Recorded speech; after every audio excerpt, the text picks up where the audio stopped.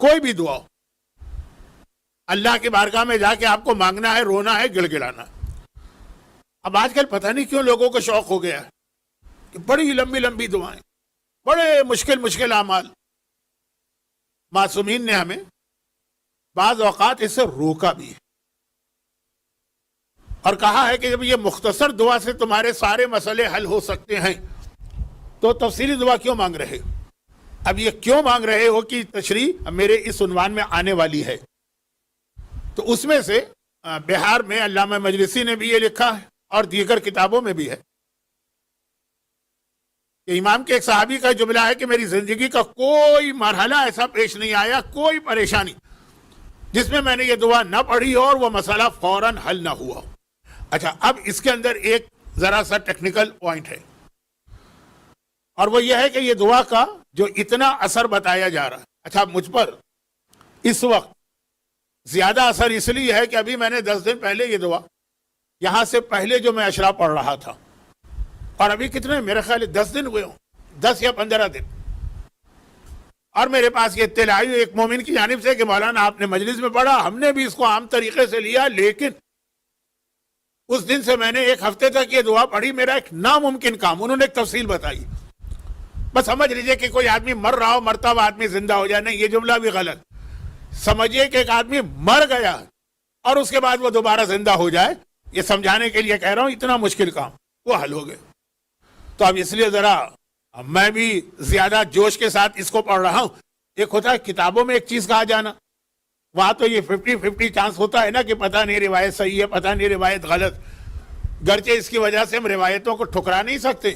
ہمیں روایتوں کے ماہر یعنی مرجع وقت سے پوچھنا پڑتا ہے، لیکن جب کبھی کسی روایت کے فوراً بعد اتنے جلدی اثر ہو، ٹیکنیکل پوائنٹ صرف یہ کہ روایت اصل میں یہ ہے کہ راوی کہتا ہے کہ میں خانہ خدا کی زیارت کے لیے گیا تھا، حج کا زمانہ تھا یا حج کے بعد کا یا حج سے کچھ پہلے کا، اور رات کے وقت میں وہاں پہنچا۔ آج کی دنیا اور 1300 سال پہلے کی دنیا میں زمین و آسمان کا فرق ہے، مجمع کے اعتبار سے بھی، اندھیری رات، آج تو رات کبھی اندھیری ہوتی ہی نہیں ہے، اتنی روشنی ہوتی ہے کہ آپ کو رات کو زیادہ مزہ آئے گا، دن کو زیادہ تکلیف ہوگی۔ تو جب کہ روایت ہے اس وقت رات کے وقت خانہ خدا کے صحن میں کسی کا ہونا تقریباً ناممکن ہوتا تھا۔ اب وہ یہ کہہ رہا ہے کہ میں وہاں تھا کہ اچانک میں نے سنا ہجر اسماعیل سے کسی کے رونے کی آواز بھی آ رہی ہے اور ایک مختصر جملہ بھی اس ہجر اسماعیل میں، جسے عام مسلمان حتیم کہتے ہیں، اس کے اندر کوئی شخص سجدے کے عالم میں ہے اور یہ جملہ اس کی زبان پہ آ رہا۔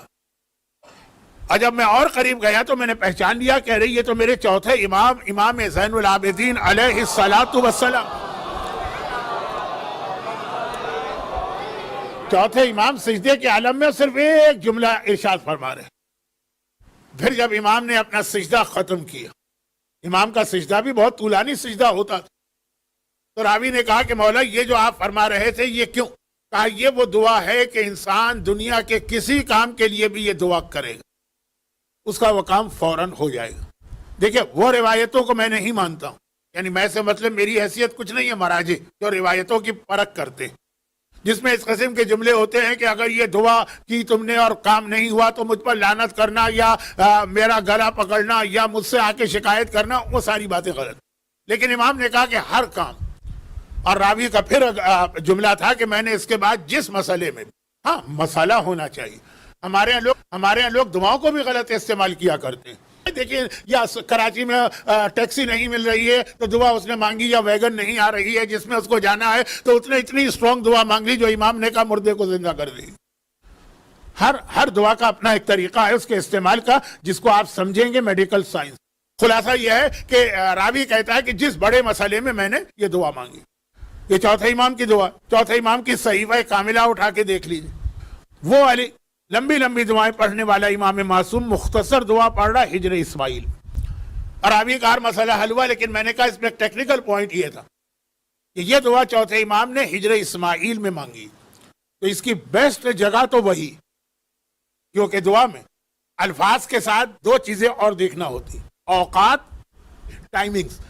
کہ کب کس ٹائم کی یہ دعا ہے، اور جگہ کس جگہ کی یہ دعا۔ کچھ دعائیں ایسی ہیں جن کا کوئی ٹائم نہیں،